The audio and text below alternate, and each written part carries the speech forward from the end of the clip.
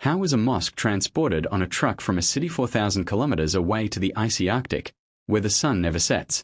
Assalamu alaikum, dear friends. I am Babu Jadoon. If you live in a place where the sun does not set continuously for 50 days, how would you observe fasting, Rosa? This is not a riddle. It is the everyday test of a small Muslim community living in the icy regions of Canada. And this is just the beginning.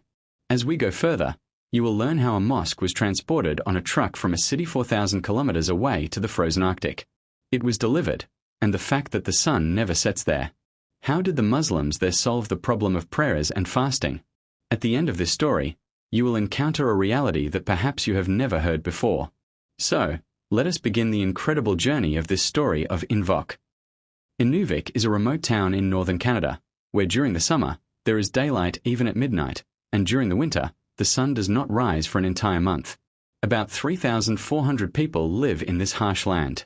Among them are about 100 Muslims who have come from various parts of the world. Just imagine.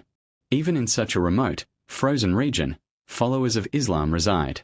These people have come here in search of better employment and now keep their faith and identity alive, even though they are thousands of kilometers away from their homelands. But preserving their religion was not easy here. For years, the Muslims of Inuvik managed without a mosque. In the initial years, for Friday and Eid prayers, they had to sometimes rely on a friend's house and sometimes the town's only church. Later, they acquired a small truck trailer and turned it into a temporary mosque. But 9 feet. This trailer, 9 feet wide and 14 feet long, had a capacity of only 20 people, and it would quickly fill up for Friday prayers. The remaining worshippers would have to stand outside. During this time, both the number and the spirit of the Muslims were growing. The dream of a permanent mosque was now openly being talked about. Given the harsh weather and the remoteness of this place, could a mosque truly be established? The community decided that come what may, they would build their own place of worship. A small Muslim association was formed for fundraising, and efforts began to purchase land. A Sudanese individual. A taxi driver mustered the courage to purchase 2 plots on the edge of the town and donated them for the mosque. The lamp of hope was lit. But ahead stood a very big obstacle. The problem was that in this Arctic wilderness, bringing construction materials and workers was extremely expensive. It was calculated that even a small building would cost at least $500,000. A community of 100 people could not raise such a huge amount. There was no possibility of receiving funds from the government or any other side. It seemed that perhaps the Muslims of Inuvik would always be forced to pray in that trailer. But the story does not end here. Did not end.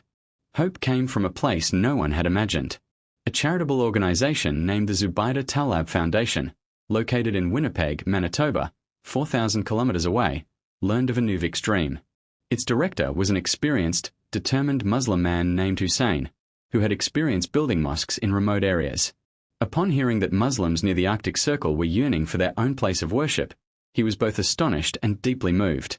Hussein promised that he would provide the funds for the construction of the mosque. He had just one wish, that when the mosque was built, he himself would give the first adhan, call to prayer, in it. Inuvik was a blessing for the people of Inuvik. They had found the savior they were looking for. Instead of traditional construction, the foundation came up with a unique solution. What was impossible or extremely expensive in Inuvik was easier in southern Canada. It was decided that the mosque would be prefabricated in Winnipeg, and then the building components would be transported to Inuvik via large trucks. This plan sounded like madness, loading an entire mosque onto trucks and delivering it 4,000 kilometers away to the Arctic. But this was the very path that would keep costs low and fulfill the dream. In the summer of 2010, in a warehouse in Winnipeg, 2 sections of the mosque were prepared in a warehouse in Winnipeg. This building was approximately 1,500 square feet, including a prayer hall and basic amenities. Work was completed by the end of July, and preparations began to ship it to Inuvik in September.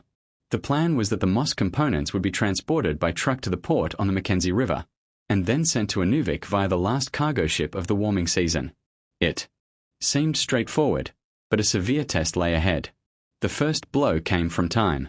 News arrived that due to low water levels in the river, the last seagoing vessel would depart 3 weeks earlier than expected. Hearing this, the Inuvik community and the foundation team were devastated. If the mosque wasn't shipped on time, the next opportunity might not come until the following year. Time was running out quickly. But they did not lose courage.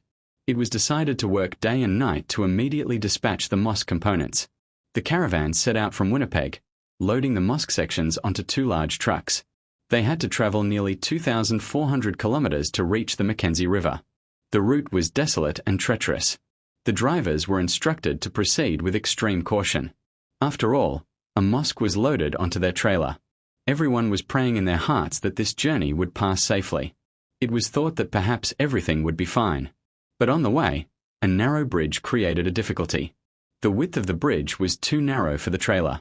The team devised a plan, removed the extra wheels of the truck, attached another truck at the back, and managed to squeeze the mosque across the bridge. Everyone breathed a sigh of relief that a major obstacle had been overcome. But the real test was yet to come. Beyond the bridge, at a muddy turn, the trailer suddenly tilted and the mosque structure hung halfway off. The scene that unfolded left everyone breathless. It seemed as if now, all the hard work until now would be ruined. The drivers immediately applied the brakes, managed the situation, and slowly straightened the trailer. Thank God, a major accident was narrowly avoided. Despite continuous difficulties, the caravan kept moving forward. There were only 2 days left before the seagoing vessel's departure, and there was still distance to cover. The team also requested the shipping company to delay the ship for a while. Miraculously, just then the weather turned bad, and the ship's departure was postponed by 2 days. Hearing this, everyone performed a prostration of thanks. Considering the gained time a blessing, the trucks' drivers worked day and night to cover the final leg as well. Amidst the freezing northern winds, the moment that had been awaited for years finally arrived. In the last week of September 2010, at the port of Inuvik on the banks of the Mackenzie River, that seagoing vessel was docked. When the caravan of trucks, kicking up dust, appeared in the distance, the hearts of the waiting Muslims swelled with joy. Our mosque has arrived. It has arrived. Someone raised a cry of takbir, and the entire atmosphere resonated with echoes of Allahu Akbar. That blue and white prefabricated structure was carefully loaded onto the ship using a crane. Many eyes were moist. That scene was nothing less than the fulfillment of a dream. A few days later, on the soil of Inuvik, the mosque sections were assembled and the building was erected.